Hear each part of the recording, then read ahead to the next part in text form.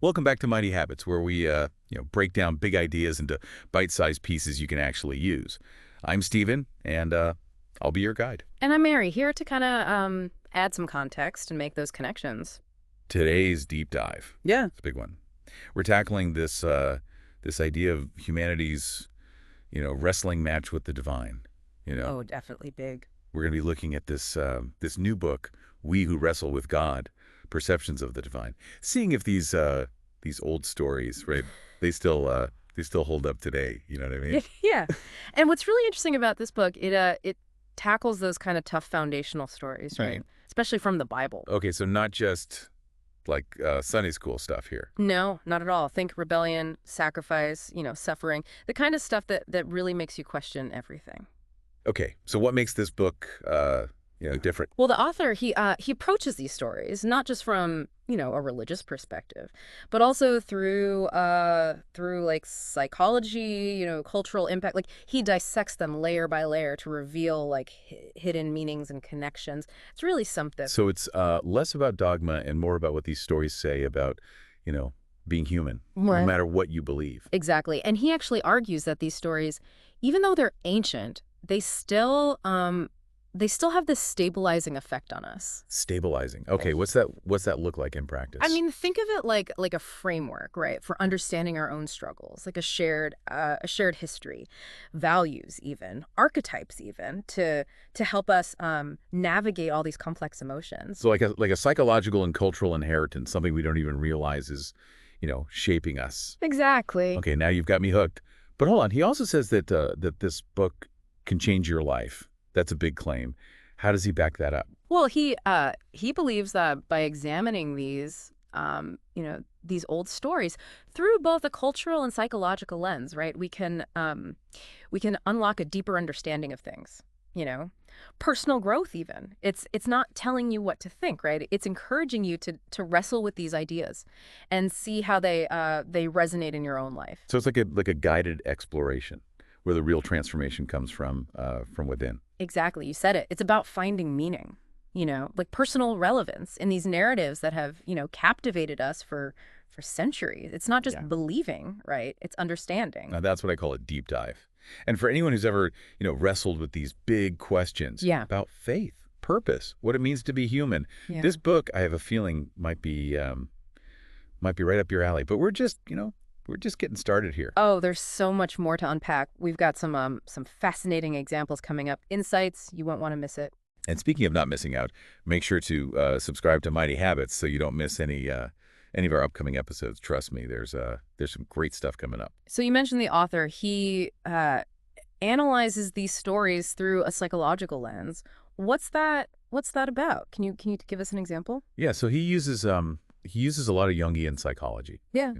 Particularly this concept of archetypes, these patterns Right. of thought and behavior, the Yeah. ones that pop up everywhere, across cultures, Yeah. throughout history. Fascinating. So he's connecting these stories to like the structure of the Yeah. human, psyche itself. Yeah, exactly. Yeah. And that's where it gets really interesting. Like for instance, his analysis of Cain and Abel, right? It goes way beyond just jealousy on the surface. Hmm. He's suggesting that Cain's actions they come from a much deeper insecurity, like a distorted self-image. Yeah. That's so relatable, right? That Uh-huh. need to prove yourself to get validation. Sometimes it makes us do things that hurt everyone. It's a timeless struggle, right? Yeah. And it's amazing to see how this old story can show us those patterns within us.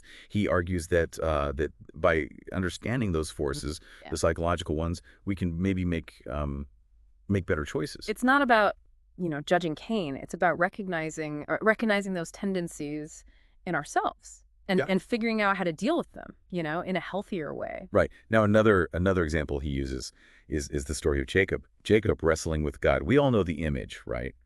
But he takes it to a whole new level. I'm all ears. It's such a powerful image, so Right. symbolic. He interprets the struggle, right? Yeah. As this metaphor for humans, Our Yeah. search for meaning. It's about confronting our own limitations, Mm. wrestling with those big questions, Mm. the existential ones, and in the end coming out, transformed. It's a reminder that growth, it often comes from struggle, Yeah. from questioning, challenging even like the most fundamental things, the things we believe in. And it's not passive. Hmm. You know, he really emphasizes that we gotta actively engage. We gotta grapple with those questions. You Yeah. know, the doubts. If we want to come out stronger, wiser. It's not blind faith. It's forging your own understanding. Which brings us back to this idea of the book as like this catalyst, right, for personal transformation. It's not about, giving you all the answers. It's about empowering you, right, to go on your own journey of self-discovery. He's basically saying, here are the tools. Here's how you can understand these old stories, how they're relevant to your life. Now go out there and wrestle. That's powerful, especially in a world where, it feels like everyone has these easy answers, right? The superficial stuff. Right. But it's not all doom and gloom either. He also looks at stories of redemption, transformation. He doesn't shy away from the dark stuff, But he always points toward growth, Mm. renewal, Yeah. the possibility of it. That's so important. These stories, right? They're not meant to be taken literally. They're like maps of what it means to be human, with all the messiness, and the Mhm. possibilities. Speaking of messiness, one thing I really appreciate is that he doesn't ignore those problematic parts of these narratives. He acknowledges the violence, the sexism, the stuff that makes us uncomfortable morally. It shows, intellectual honesty, doesn't it? He's not trying to sugarcoat it. He's encouraging us to deal with it, all of it. Yeah, he's pushing us to think critically, to really engage with these texts on a deeper level, even when it's tough, unsettling. Yeah. And that's where the real learning happens. It's about going beyond just, accepting or rejecting. It's about finding our own understanding, a nuanced understanding of these stories. They're powerful. And that's where the real power is, right? Because when we wrestle with these stories, we're wrestling with ourselves, our beliefs, our place in the world. It's an invitation to have this dialogue that can really be transformative, on a personal level. That's a beautiful way to put it. It's a good reminder that these stories, they're alive. They're still relevant. They can still speak to us after all this time. I think anyone who's ever felt lost, Yeah. uncertain, anyone searching for meaning, for purpose, Yeah. in a world that can feel so chaotic, right? Yeah. So confusing. I think they could really benefit from engaging with these ideas. And even those who think they know these stories, Yeah. Inside and out, they might discover something new, something relevant to them through this perspective. It's unique. This is what Mighty Habits is all about, right? Yeah. Exploring these ideas that challenge us, make us think differently, and ultimately help us live better lives, more meaningful lives. And this book definitely does that. Absolutely. It's not just about understanding these ancient stories. It's about understanding ourselves and Yeah. and our place in this grand story of humanity. And who knows, you might even find yourself wrestling with a few divine truths along the way. It's like he gives you this flashlight, right? And says, "Go ahead, explore, explore the caverns of your own mind, see what you find." Maybe you run into a few demons along the way. Right. Yeah. But isn't that what it's all about? Personal growth, I mean. Facing those shadows and coming out, stronger. Exactly. And these stories, they give us this framework, like a shared language, right?